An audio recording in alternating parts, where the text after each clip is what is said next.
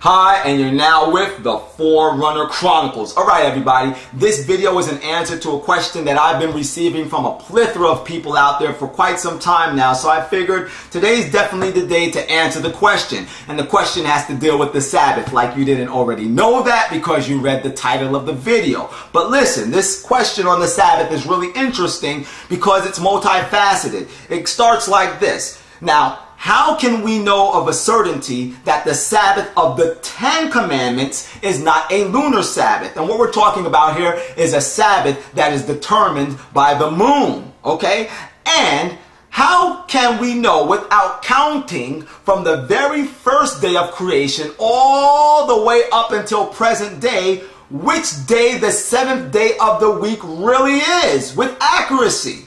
And hasn't the calendar been changed, Forerunner? And isn't the calendar changed every 4 years? Doesn't this have some effect upon which day the seventh day of the week is? Now, these are some good questions, and hence, I have some good answers. So let's start at the beginning of this thing. Is the Sabbath of the 10 Commandments a lunar Sabbath? The answer to that question is no. The Sabbath of the 10 Commandments is not a lunar Sabbath. How do we know this? All we have to do is simply read the Sabbath commandment, which is the fourth commandment of the 10 Commandments, which are contained in the book of Exodus chapter 20. In Exodus chapter 20 and verse 8, we are told, remember the Sabbath day to keep it holy. 6 days shalt thou labor and do all thy work, but the seventh day is the Sabbath of the Lord thy God. In it thou shalt not do any work, thou, nor thy son, nor thy daughter, nor thy manservant, thy maidservant, nor thy cattle, nor thy stranger that is within thine gates. For in 6 days the Lord made the heaven and the earth, the sea, and all that in them is, and rested on the seventh day. Wherefore the Lord blessed the Sabbath day and hallowed it. Now, clearly from the scripture, God has told all of humanity that they should rest at the end of every 7-day weekly cycle to honor and keep holy the Sabbath of the Lord thy God. Not the Sabbath of the Jews, not the Sabbath of the Israelites, but the Sabbath of the Lord thy God. Now, you might say, how do we know of a certainty still that we're talking about literal days and not something that has to do with lunar movements? We know by looking at verse 11, because it says, in 6 days the Lord made the heaven and the earth, the sea, and all that in them is, and rested on the seventh day. Wherefore the Lord blessed the Sabbath day and hallowed it.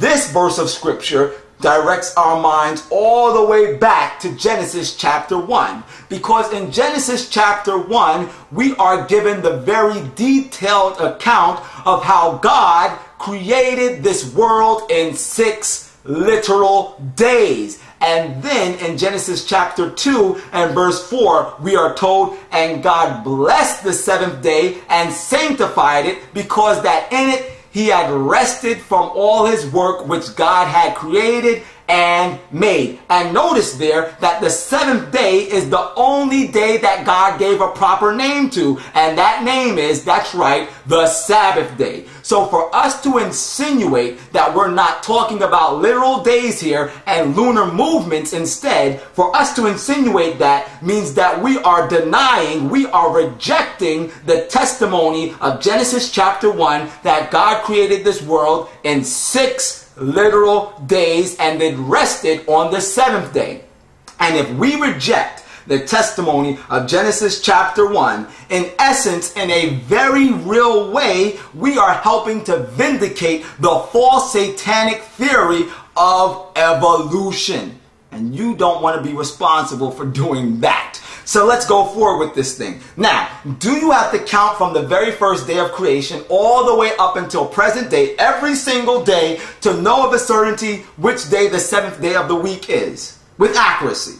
No, you don't have to do that. All you have to do is read the Bible, everybody. In the Gospels, we are clearly told that Jesus Christ and his disciples were Sabbath keepers. They kept the Sabbath. Now the question we need to ask is, did Jesus and the disciples know what the days of the week were with accuracy? The answer to that question is yes, they did. And we can find the answer to this question, in answer to what I just said. We can prove that, rather, in the book of Luke, chapter 23, starting at verse 50. Now, before I get there, I just want to paint the backdrop here for you. In Luke chapter 23, we are given the account of how Jesus was crucified on the cross. Now, in Luke chapter 23 and verse 50, we're told about a man by the name of Joseph of Arimathea. All right. Now, Joseph of Arimathea went unto Pontius Pilate and asked him for the body of Jesus Christ after his crucifixion to be taken down off the cross. And we are told in Luke chapter 23 and verse 53 that, and he took it down and wrapped it in linen and laid it in a sepulchre that was hewn in stone, wherein never man before was laid.